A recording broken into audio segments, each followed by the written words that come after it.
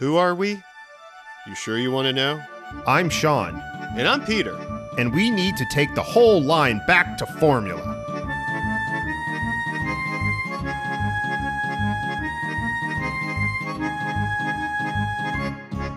Alright, look at that. New opening theme song and everything. Welcome, fellow Spider fans, to So Much to Tell, a Sam Raimi Spider-Man podcast. As you can see, there's been some change. Big change. Some big change. The show fell asleep and had a Kafka-esque metamorphosis into a new format. This is So Much to Tell, the Pizza Time edition. And to be clear, it's not replacing the mainline So Much to Tell series. It's in addition to it. That's right. This is a shorter, looser spin on the show. A little bit experimental, perhaps. A little bit risky, maybe. But as we all know, risks are part of laboratory science. Don't be a coward. That's very true. Yeah, well, I think so. The bottom line of this series is So Much to Tell's 29-minute guarantee. We'll deliver your Sam Raimi Spider-Man podcast in 29 minutes, or you don't have to support us on Patreon. 29 minutes? Yeah. Well, what are we waiting for? Let's go. How right you are, Sean. How right you are.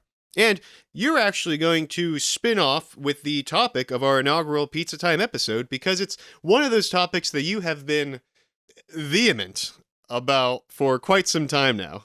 You've been chomping and or champing at the bit for this discussion, and I'm going to let you loose on it now. Well, how kind of you to do so, because there is a lot pent up here. Anything for a friend. Pent up is maybe the wrong connotation here, but I think there is a very interesting unanswered question about these movies.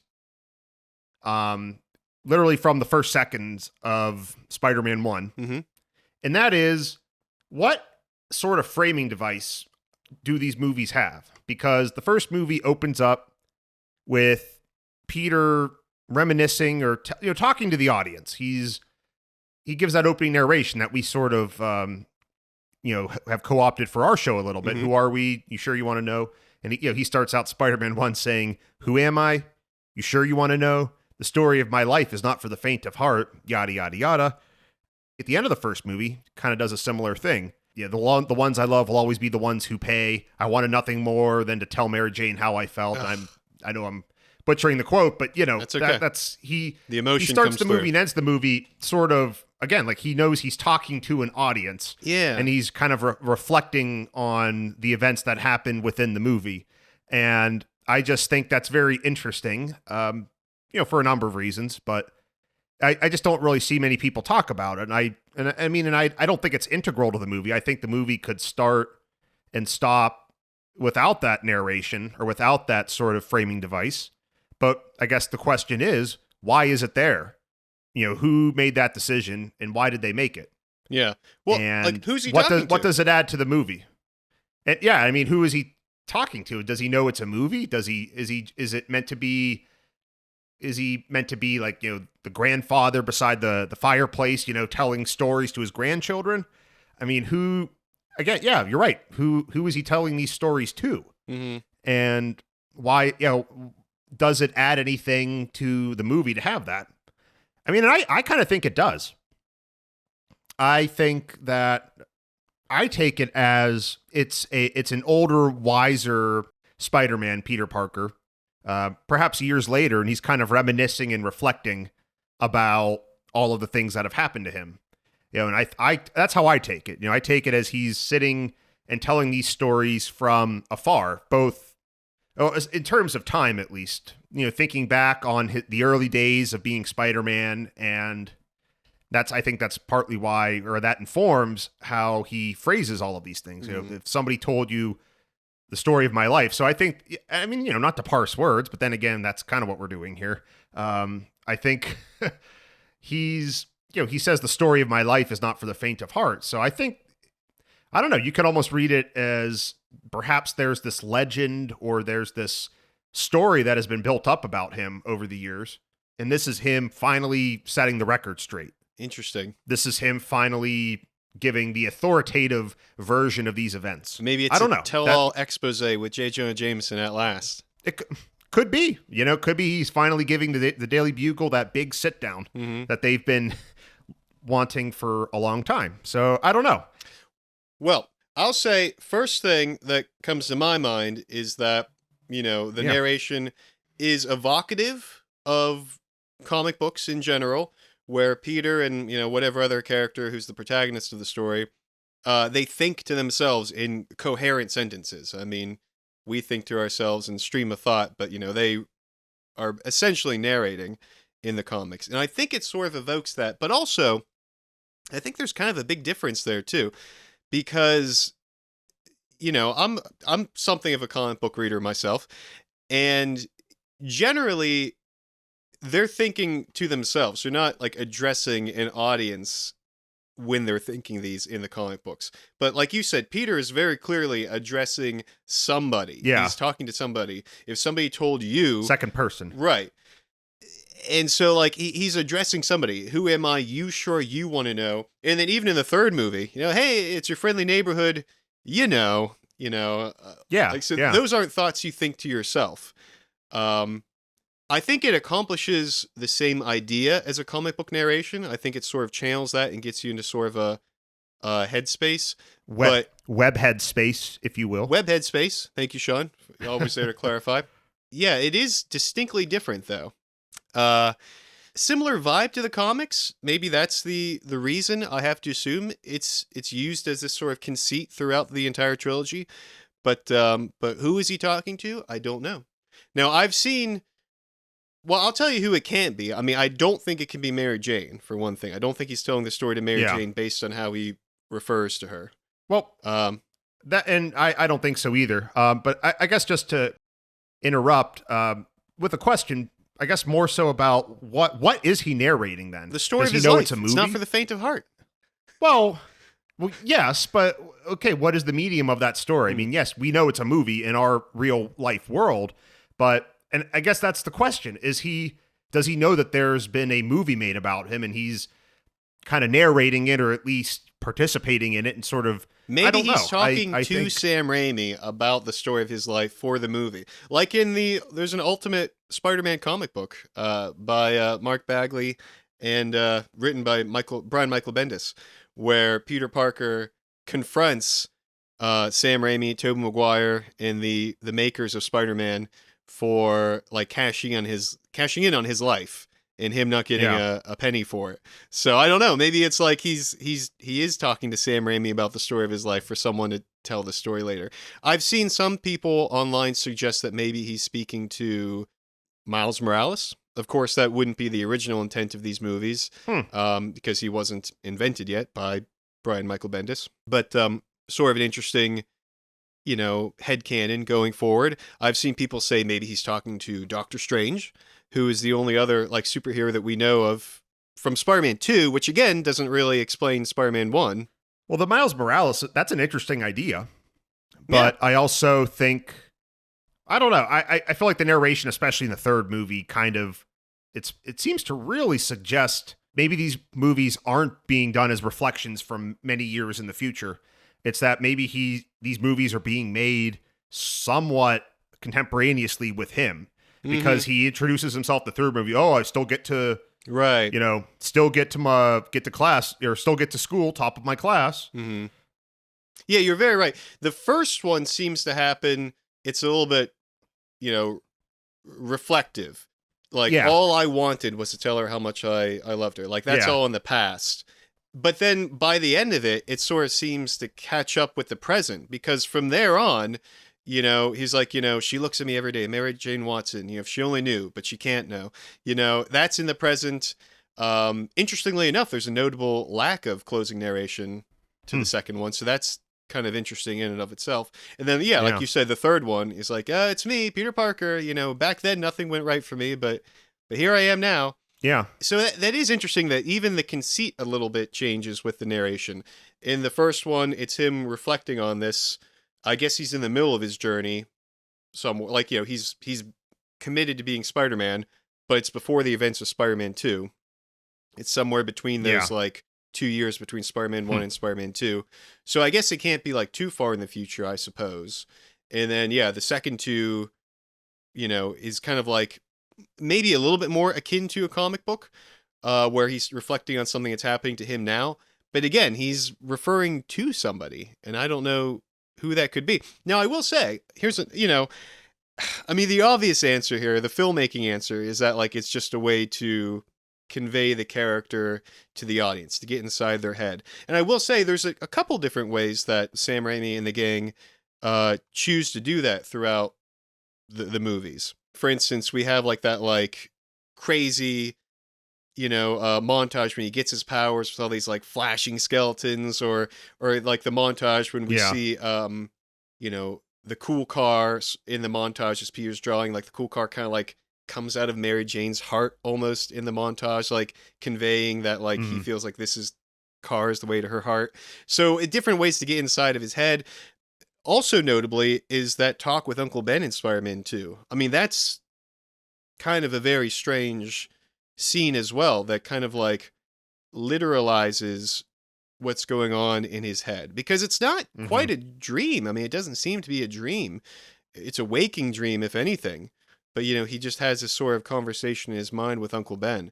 And, I mean, I love that scene. It's probably, like, for me, one of the most heartbreaking scenes in the entire trilogy. But, I mean, it just exists kind of outside of the literal cinema of the story to kind of just get inside his head.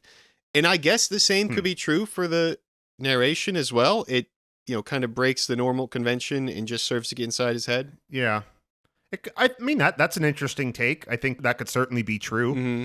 But I guess for me, I just, when I hear it and I read the way it's written, the transcription of it, I don't know. It just seems almost like it's too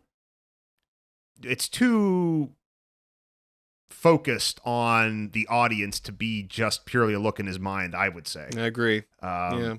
It just seems, like, and I mean, okay. So you mentioned from like a, filmmaking perspective. So I guess where I go with that is, okay, does he first know that A, it's a movie, and B, that it's being released to us in whatever world this is, whether or not whatever Earth we exist in. Yeah. So, like, does he know that these movies are maybe going to a world where Spider-Man doesn't exist, and he's kind of giving some introduction and some context to that? Or is it, I guess what I'm trying to say is, are these movies being made for his own universe, like the in-universe New York City and people, etc.? Like, are these, like, and is he narrating these movies with an eye to his in-universe people, Mm-hmm. Like, no, that's a fun theory. And there's another one I've heard too, but holy cow, can you hear that racket? I hate to say this, but it sounds like Mr. Dickovich has some friends over, so we'll probably have to put a pin in this for just 1 second and move along to our next segment. Does that sound okay to you, Sean? Yes, I concur. This is a new segment, as a matter of fact.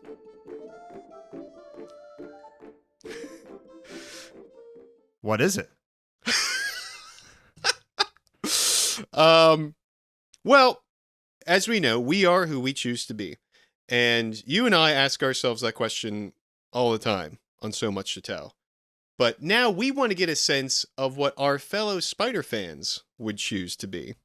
Sort of a spider sense of what if you will, yes, fellow fans would choose to be. So this is our Spider Survey, where we will check the results of a poll we posted online, in this case to X, the erstwhile Twitter, to find out who you choose to be, you the Spider fans that are joining us on this quest. Well, Sean, let's take a look at these results and see how a hero is rewarded. We asked, and I thought this was a pretty interesting question myself, would you rather re-experience seeing the Sam Raimi Spider-Man trilogy for the first time, or have the original series continue for at least 3 more installments? And we've asked ourselves that before, and the majority, 62.5% of people, of a pretty small handful of people, admittedly, said they would rather keep the movies coming for more installments. So get Spider-Man 4, get Spider-Man 5, get Spider-Man 6. And I'm definitely inclined to agree with that, but there is something I think like so special, like you can't cross that river twice. Like seeing something as what was for us pretty momentous, being those Sam Raimi Spider-Man movies, like seeing that for the first time, I thought it was going to be a little bit more of a difficult question.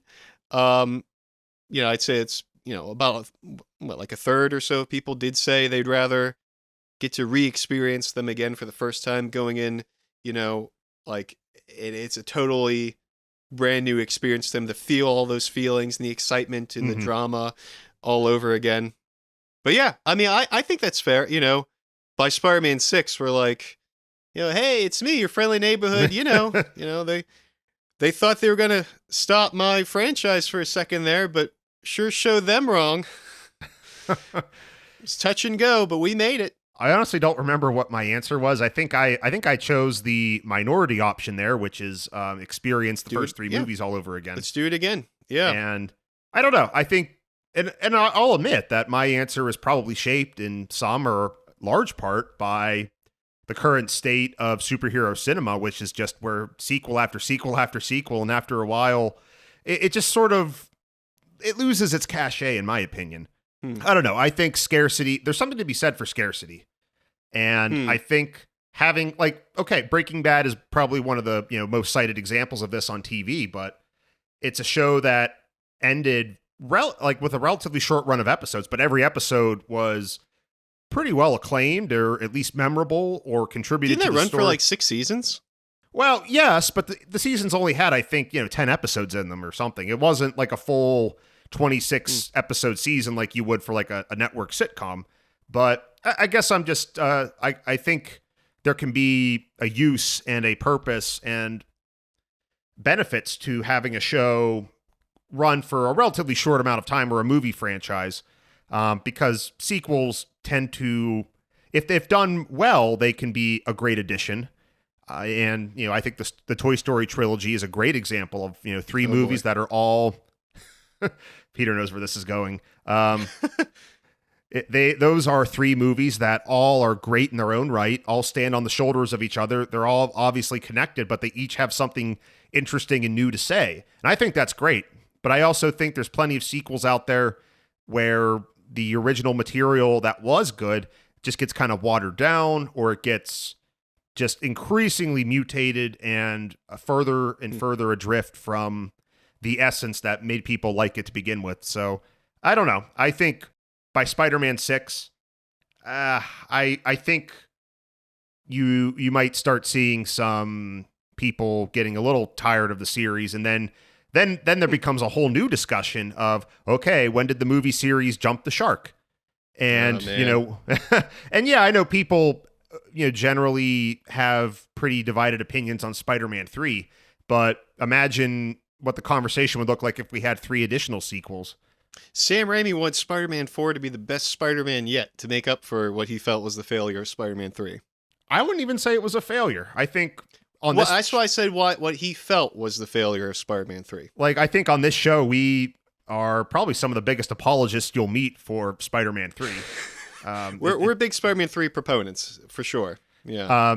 To relate this once again to another franchise that I'm very familiar with, The Simpsons, that's a show that has had the opposite issue, which is it has been going on for 35 seasons now.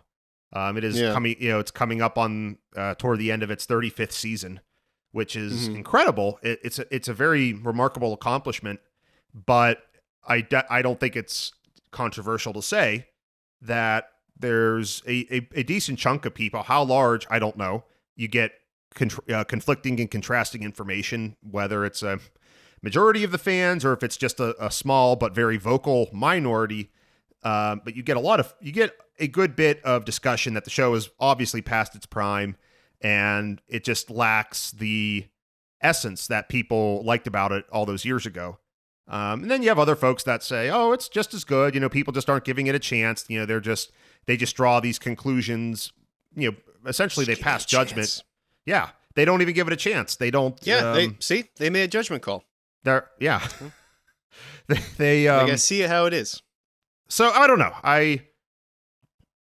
I'm not saying either way is right or wrong, but I guess I will See, say it's a that tough there question. is. That's why I posed it.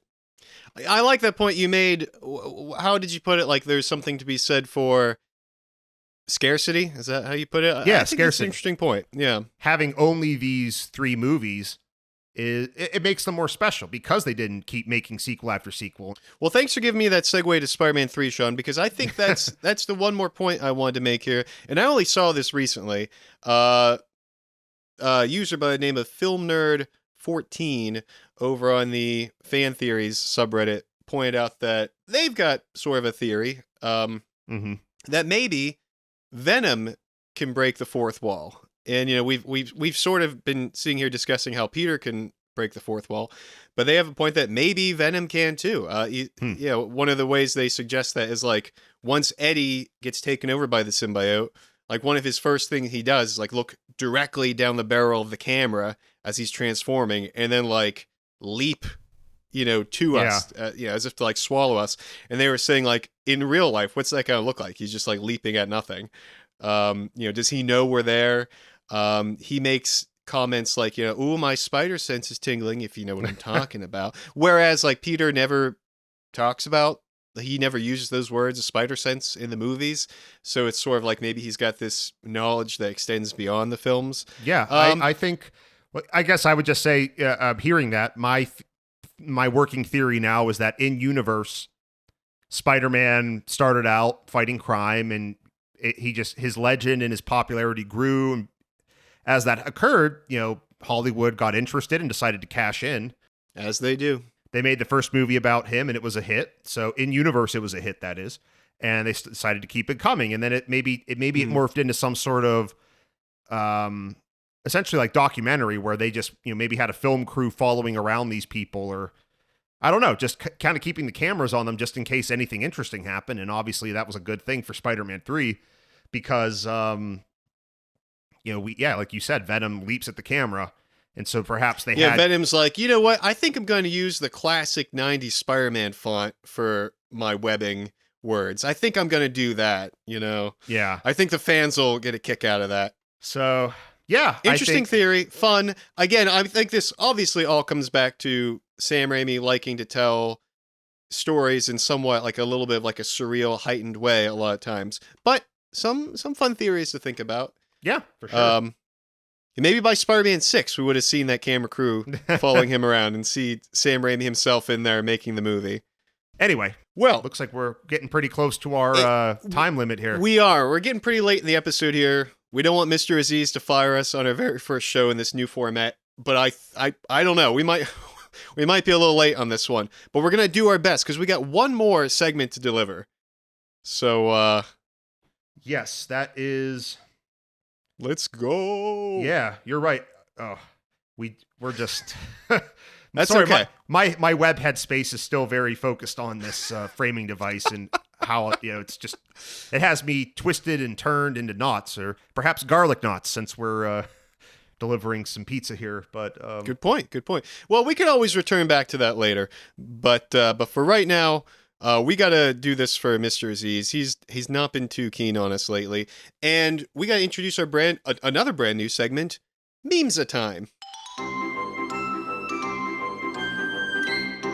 Memes a Time. Does that sound clear? Does that sound like a good name? If it's not a good name, someone let us know online. We'll change it. We totally will.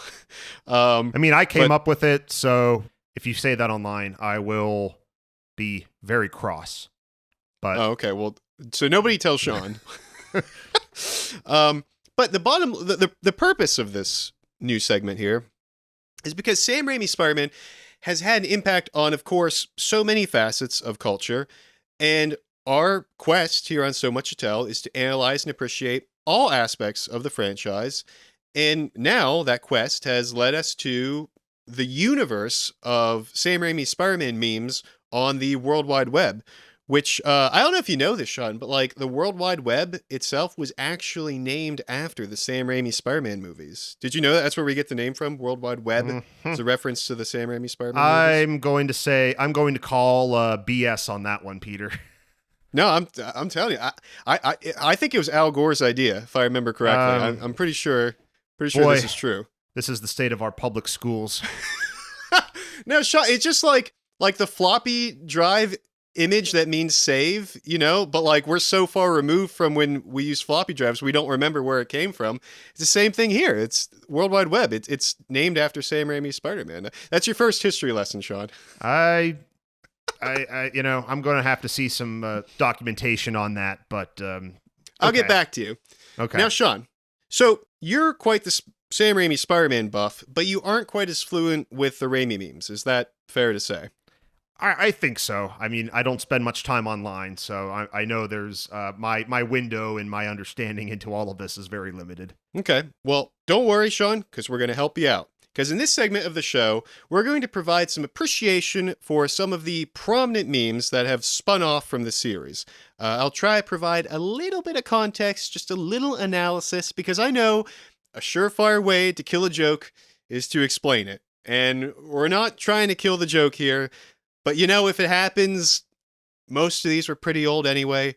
Maybe it was just their time. I have no regrets. But we'll try to be careful. So I know this may look like a thinly veiled excuse for me to browse, Raimimemes subreddit, but it's actually an insightful investigation of internet culture. And that brings us to our special of the day, which I refer to as the Peter Parker's glasses meme. You know the one I mean, Sean? I think so, yeah. It's where he looks at something with his glasses on, and then there's a second picture. He looks at it with his glasses off. And, I've seen it a little bit, but I'm sure you have some very humorous examples that you want to share. I hope so. And I'm going to ask you to do something for us in a minute, Sean. But I got to say, I think this meme is a total classic. It's based off that scene, like you said, when Peter's looking in the mirror after getting his powers for the first time. Takes his glasses on and off, and his vision gets better or worse, depending. You've seen it before. It's a 4-panel meme. On the left, he's taking the glasses on and off. And on the right of the image, the top side of it has something that Peter sees not quite clearly. It's essentially what something looks like. And on the bottom panel of the image, he sees it for what it really is. And sometimes the first image is blurry to kind of go along with his eyesight being blurry, but that's not totally necessary for the meme. But so in other words, for example, you might see on the top corner what looks like a fuzzy image of an everyday picture of a bee, Mm-hmm. But then when Peter looks on closer inspection, he finds out it's actually Barry B. Benson, something like that. So now, according to the Know Your Meme database, this meme traces back as far as late 2016, picking up steam in early 2017 when the Houston Rockets basketball team tweeted a meme showing a goat in the first spot, and then their player James Harden in the second spot. So, just hearing you talk about sports is such a rare treat that it is only ever in the context of Sam Raimi's Spider-Man. Like, because I've known you a long time, and you don't, you're not really a sports guy, and that's okay. I dabble. I'm not like, I pay somewhat close attention to certain teams, but I'm not going, I don't plan my whole life around it either. But something of a sports fan yourself. Yeah. So anyway, just hearing you talk about basketball is just such that alone. It is a little bit unusual. It's a little bit jarring almost because I never talked to you much about sports. So that alone is very unusual, but in a good way. Well, if you thought that was jarring, Sean, you will notice that I have just sent you 3 examples of this meme to your phone. 2 of them I found online. One of them is a brand spanking new original I cooked up myself. So please describe/read to us what you're seeing, and then let us know if you can deduce which one I created. I'm going to guess it's the one with Homer Simpson and Fred Flintstone. He thinks he sees Homer, implying Homer is better than Fred Flintstone. And that's a very interesting discussion because... Well, I think it's just that, I don't know if he thinks he's better. I think it's just really, what is Homer but a sitcom cartoon dad? And, they all kind of trace back to Fred Flintstone. They're all basically just Fred Flintstone, I think is what the meme is kind of saying. Kind of like a dumb, lovable, father, I think. Yeah. Okay, so the one where he's looking at Homer Simpson and then realizes that he's really just Fred Flintstone. What are the other ones? The first one is he thinks he sees like a Krabby Patty, but then what he really sees is the Nasty Patty from SpongeBob. Oh, it's just an ordinary Krabby Patty. Oh my! And then the second meme is he thinks he sees, I can't remember the name of that actor from the original Willy Wonka. Gene Wilder. Yeah. He thinks he sees him, but then what he really sees is, looks like, again, I can't remember the guy's name, but he's from Doctor Who. Matt Smith. Yeah. That's it. Because that's sort of a popular idea that like maybe like Willy Wonka is basically just a Time Lord, basically just the Doctor. And in fact, that one is actually mine. The other two were both created, both uploaded to Know Your Meme by their creator, Liquid Fiend. So, but the Doctor Who one was mine. But I selected ones that I thought that you would think that maybe could have been my creation for you. Things that I know you have an interest in. Well, yeah, because I talk a lot about The Simpsons, and that was the one. SpongeBob, sure. Yeah. So, okay, well, I got you this time, but there's always next time. I consider myself educated now. Excellent. I think it is worth noting, too, that the meme, it is at the bit of a center of a schism, because to the uninitiated crowd outside of the Raimi Spidey films, it generally makes more sense to see something clearer when you put your glasses on. So you'll find a lot of the memes where like it's clear when he's got the glasses on. But, we know in the context of Spider-Man, it's the other way around, that he sees more clearly when his glasses are off. And I think that's generally the preference of Raimi Spider-Man fans. And to everyone's surprise, when the Raimi trilogy came to Disney Plus back in 2023, the Disney Plus X/Twitter account promoted that by posting a version of this meme showing the trilogy, blurry and then clearly, and doggone it, would you believe that they actually did it in the right order? So it was clear when Peter has glasses off, and good for them. And the good folks of Raimimemes sure noticed that too. So good job, everybody. We did it.